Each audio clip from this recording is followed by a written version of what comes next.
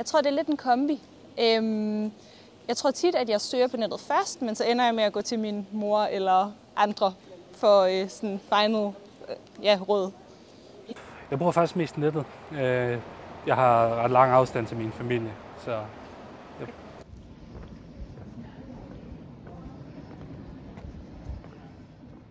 Det gør jeg bestemt. Jeg forsøger at få så lidt som overhovedet muligt.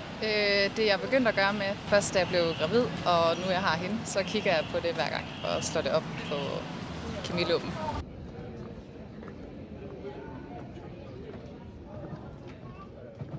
Det er et svært spørgsmål.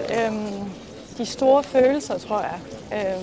Altså både meget glæde og frustration og altså de overvældende følelser. Det er nok det, der overrasker mig mest, som jeg nok ikke kunne forberede mig på, vil jeg sige. Ja.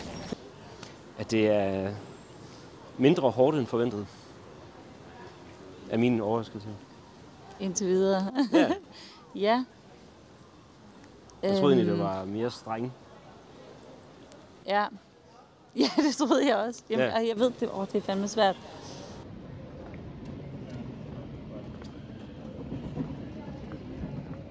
Jeg synes måske, der er mange baby-shampooer eller sæber, som jeg tænker, er det noget, man kan bruge til en helt nyfødt? Jeg bruger faktisk slet ikke sæbe til ham. Men nogle gange ville jeg ønske, der var et produkt, hvor jeg tænkte, det her er jeg bare helt tryg med at bruge.